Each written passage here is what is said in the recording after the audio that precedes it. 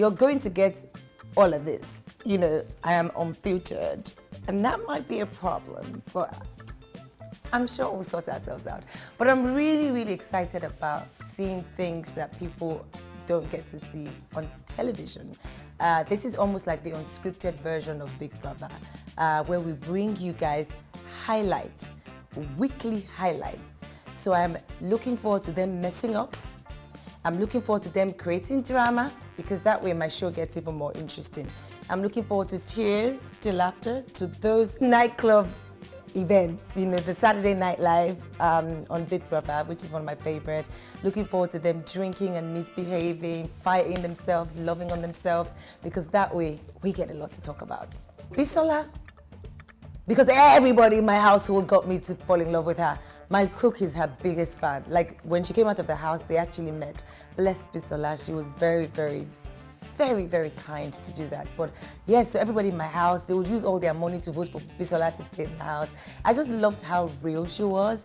I loved how funny. She's like, you know, the life of a party. She walks into a room, she switches. She's absolutely incredible. So yes, Bisola was one of the housemates that I can't get over very quickly. Apart from Bisola, I would say Sisi, because I think she was misjudged a lot. I remember that famous scene that went down when she fell out with, you know, Toby on, you know, Big Brother, and everyone had so many things to say. And I realized the difference between her and most women who are speaking, you know, with the cameras, to be honest, because we've all kind of been there, you know, we've had a moment where we've all kind of lost our shit, you know, if I can say that. And, you know, she's definitely grown. I also felt like she had a bit of social anxiety. And when you come across people who have social anxiety, you almost think they're kind of rude and snobbish, but they're not. It's just because they're kind of awkward when they're in the crowd with people. So it's very interesting to see how far she's come and how she's, you know, really grown into her own. But she was definitely one person that I enjoyed. I also enjoyed T-Boss.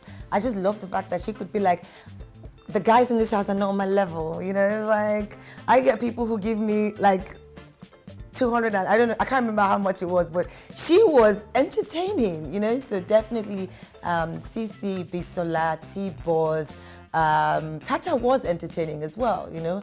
People who no leave, no transfer. I love people who come out and own their personality. Like me, don't like me, that's your problem, but I'm definitely gonna be who I am, cameras on, cameras off. I think I'll be a shit stirrer. I'll definitely be in everyone's business, you know? I think I'm just gonna be annoying, because nobody knows that side of me.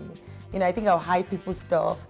I'll sort of instigate quarrels between people, because that's why we're here, right? You know, I'll just tell on that person, like, just be like messy, messy, messy to the core. They might evict me in like 3 weeks because there'll be fights every other night. I'll be like, yo, this person said this about you. Yo, don't be close to her. She's double snaked, if that's a word. I don't know. But yo, he doesn't like you. Don't sleep with him. I don't think I would have sex on camera just because my mom's watching, and I just don't know if I can deal with that. But yeah, I definitely know I'm going to be a crazy housemate. Everybody says that till they enter, and then they realize that they're not crazy. So that's the thing. Nobody knows me, and I think I like it that way. I like the different versions of me that people have in their minds, and I don't argue with them. If you think she's crazy, oh, she's hella crazy. If you think she's nice, she's nice. If you think she's not, she's not. Because I think life is too short to go around trying to explain myself to people, because those who genuinely care, you know, don't really care. You know, I've also grown over the years. So what I was 5 years ago might not necessarily be what I am now. You know, so I think that Toke is a girl who is discovering life on her own terms. It's very important. She can never be put in a box because she's very curious. I've got a very inquisitive mind. I'm always trying to learn, to expand my knowledge, my growth, and just to, you know, evolve as a human being, because I think that's why we're here. You know what I mean? So I can't tell you for certain who Toke is, because she's still trying to discover herself, but she's having a hell of a ride. And, you know, she's good. What misconception? I don't think I'll change anything. Because I think what is funny is when people get to know me, the first thing they say is, oh, I never knew you were this nice. And I look at them and think, how do you judge a book, you know, just by its cover? we're all guilty of it, because sometimes when you look at the cover of a movie or a book, it lets you know if you want to read it or not. But I don't think there's anything I'll change, because the things that have worked in my life, I'm blessed for. The things that I have not, I have grown past and grown through. And I think once you look at life like that, you never want to change anything, because regret is so exhausting. Ooh, I've had so many moments, but I would like to think that being able to transcend beyond just one thing. You know, I started out on radio, and then YouTube came, and then television came, and then, you know, movies came, and then I wrote a book, and I've launched 2 businesses and much more. So I think the most defining moments for me would be, is it correct to say different boxes that I've been able to tick, you know, because I feel like I don't even set out to do these things, but then I just find myself, as I said, being curious and wanting more. So as a radio presenter, I loved radio. I am still on radio, but I wanted to acquire more knowledge and to do something else. And then I found YouTube, and I was crazy about it. So I think for me, it's the versatility in the brand that I've been able to build, even when I didn't think I was building a brand. I was just this girl who woke up and did what she loved to do. And the years grew by, and it became something that people just couldn't get enough of. Radio is my first love. It will always be my first love. Radio found me when I was nobody. Radio and I, we go way back. You know, back when I was 19 was my first radio stint. And radio grew with me and gave me many other opportunities. So radio is always going to be my first love. That's a very tricky one, depending on how I feel. There's certain phases in my life where I'm totally into movies, because it's quick, it's instant, you know what happens at the end, and we all move on. And then there's series that you just want to binge on. You never want them to come to an end, because you grow with the series.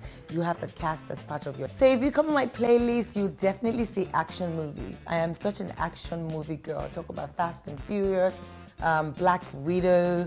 I get really intrigued by action movies. I absolutely love movies where there's a bit of, you know, going to war, Afghanistan and America fighting, SWAT team. I absolutely love that. I do love the suspense of watching thrillers, but I just love power-packed, shooting people up. In my former life, I was in the army, okay? Ooh, Pretty Woman. Walking down the streets, Pretty Woman. Never gets old. Me Before You. No, don't watch that movie, you'll cry, because it's very like sad. But I'll definitely say Pretty Woman. I would say Sweet September. I think that was a movie that I watched a long time ago. Coming to America is always fun, comedy. I wouldn't really go to the cinema with Bey and watch an action movie, because when I watch action films, I don't think you want to be around me. I'm like, move, move, move. Oh no! So, I mean, if it's a new relationship, you really want to keep it cute. I think hard work involves a lot of sacrifice at any level. You know, either you're in uni, either you're starting a business, either you've formed the business, you're always going to have to sacrifice something for the greater gain. And the moment you feel comfortable, you're literally on your way out. You know, you have to be passionate enough and have the conviction enough in what you're all about. Either fashion, music, baking, you know, whatever it is, believe that this is something that wakes you up every day, because the thought of just mixing the dough, and the thought of just trying out different icing, and the thought of just, you know, creating different sorts of cakes makes you so excited that you can't wait to get up in the morning. I think it helps when those challenges come. So hard work for me is a lot of sacrifice. It's a lot of, you know, just being, what's the word, when you're just being ready to apply yourself over and over and over and over again. You know, I tell people that I learn a lot from my failures than I do from my successes, because success is great. You know, you walk in the room, everybody wants to be a part of your journey because you're so successful, but you learn the most from those nights when you're literally holding on for dear life, because if this doesn't work, I'm going to the village, literally. Or if this doesn't work, I don't have a plan B. You know, those are those growing pains that keep you on your toes. So even when you fall forward. Even when you fail, you know, you don't necessarily fail, but you learn better ways to do it. So I would say sacrifice is at the top of my list. What are you willing to sacrifice for what you want? I'll talk about today. Crazy. You know, you kickstart in the morning, you're on radio, from there you move on to a movie set. Production life is quite hectic. From there, you're basically trying to juggle the business side of things because something is always going left.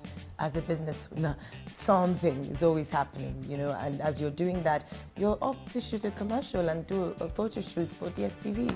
So imagine what I just shared with you, and imagine doing that almost 3, sometimes 4, sometimes the entire day of the week. So it's manic, but I live for it. You know, I love the energy. I love the fact that, you know, as I said, I can apply myself to different things, and I'm still growing and still learning. That's 2 questions in one. Guiding principle has to be Tupac's lyrics. In time of danger, don't freeze, time to be a G, okay? Just face it head on, right? I would say what has kept me relevant is the ability to evolve. I think it's very important for anybody out there to be keeping up with the times and to understand the times that they're in. So the ability to evolve from just being one thing to many other things has somewhat kept me relevant. And just the fact that I'm very vocal and I just say what I think, you know? I think people are afraid of that here. So they'll never really like you, but they can't really stop following you because they're afraid that they'll miss out on what's gonna happen next. But I welcome everyone. It's okay. So I would say being able to evolve and, you know, just facing everything head on. My follow-up book has been reading. Honestly, I've just been looking for the right time. COVID happened. It was supposed to come before COVID, and then COVID happened, and I thought, is this a good time to drop a book because I can't go on tour? And then the world opened up back again, and then I started, you know, my movie career. I know that I'm going to drop it before the end of this year, you know, and I like the fact that a lot of people are like always asking, but when I'm going to drop it, they probably wouldn't see it coming. It's just going to come. And this second book is about my life, my work. I didn't talk a lot about my work life in my first book because I was still building. So I think I have enough recipes, seasonings that I can share with people on, you know, the do, how to do, what not to do, what to watch out for. And that's what you most certainly read about in my second book. So yeah, what else do you want to know?